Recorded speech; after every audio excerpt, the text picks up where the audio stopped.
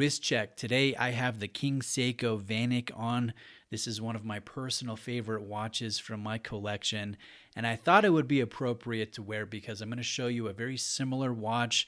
At least it's from the same overall brand, similar movement. This is the Grand Seiko Snowdrop. It's a recent release from this awesome Japanese brand, and I have it on loan from Exquisite Timepieces.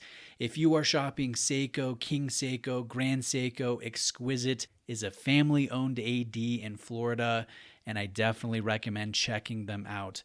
Now, this is one of the more affordable mechanical Grand Seiko offerings. It's part of their Elegance collection, and this case is based off of the first Grand Seiko watch that they debuted back in 1960. It's not as overt with the styling as a reissue would be, but you can see the subtle design cues coming through in a very soft homage, and so I think that's a nice thing. The star of the show, though, is this highly detailed geometric textured dial that is so intricate and I would say mesmerizing. Just taking a look at the undulating surface of this ever so slightly off-white dial. It appears white in most lights, but you can see it's not stark white. The renderings on Grand Seiko's website make it look like it's more of, I don't know, like an ivory colored dial, and that's just not the case. This is a lot brighter than those renderings would suggest. There's a triangular pattern that repeats and gets smaller and thinner the closer it gets to the hand stack, and it's broken up only by the GMT index ring, which is the traditional concentric circle texturing.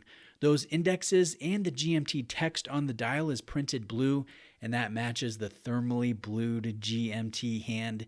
And yes, this is a true GMT. Some collectors refer to this style as a traveler style GMT, so you can independently adjust this local hand or hour hand forward or backward without hacking the balance, without interrupting the timekeeping. And I've got to say it's my favorite of the more common or practical type of watch complications. Another thing I love about this watch is the sharp, polished Dauphine-style hands and the polished, faceted, applied markers. They are just so exquisitely beautiful when it comes to the detail work, when it comes to the execution. It's exactly what we have come to love and expect from Grand Seiko. Note that the minute and the seconds hands have the traditional bent tips, just like that original Grand Seiko from 1960. The last thing I want to note on the dial is that the date wheel is silvered. It's not a basic white disc, and I think that's a nice thing. Now here's the movement. Grand Seiko calls this the 9S66 caliber. It is hand-assembled in the Shizukuishi studio in Japan. It is 6-position adjusted in multiple temperatures. It's monitored for 12 full days. It has 35 joules, 72 hours of power reserve, and it is accurate to a window of +5 to -3 seconds per day, which is just a little bit tighter than COSC levels of accuracy. Now, the stripes are very defined, and it seems to have a rainbow effect just when it comes to the reflection off of the material, off of the rotor, off of the main plate. And you notice that as you angle the watch in specific lights, it's not always present. And I think that's a really beautiful thing. Notice the hint of the Grand Seiko Lion logo that is screened on this sapphire display case back. You can only notice that, just like when it comes to the rainbow effect on the movement, you only notice this when you angle the watch just right. Now, here it is next to the 37mm titanium Skyflake that was also recently unveiled by Grand Seiko. It doesn't appear that it's much bigger when it comes to dimension, and it doesn't wear much bigger either. It's just a little bit tall for this style of watch. It comes in a little over 14 millimeters in total height to the top of this proud sapphire crystal. So that's really my only nitpick about this particular watch when it comes to the dimensions, when it comes to the fit.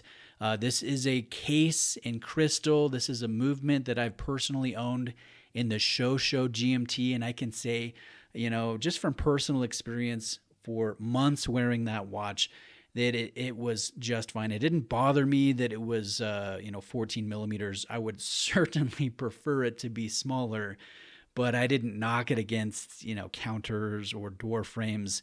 It wasn't unwieldy to use in a day-to-day type of situation.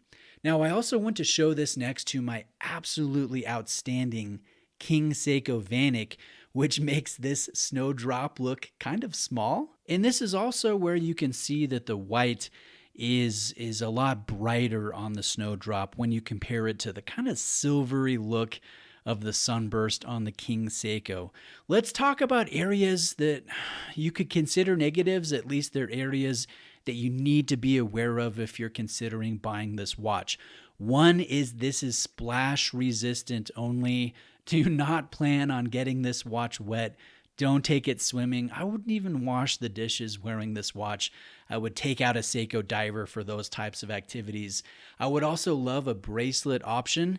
This retails at $5,400, which is absolutely amazing for this level of movement, the finishing, the dial details, but it would be nice to get the bracelet option. I would pay a little bit more for the bracelet. The alligator strap is high quality. The clasp is easy to use. You might not want a bracelet option from Grand Seiko, but I think it's something that could increase the end user experience, increase the level of versatility of this watch. Last thing I want to mention, I kind of talked about this earlier, but Grand Seiko's website makes this dial look a lot creamier or ivory tone, which I think would have looked amazing with this watch.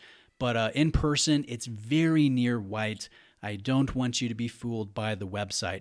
Other than that, such a cool watch, such a beautiful watch. I hope you enjoyed this video. Reach out with questions.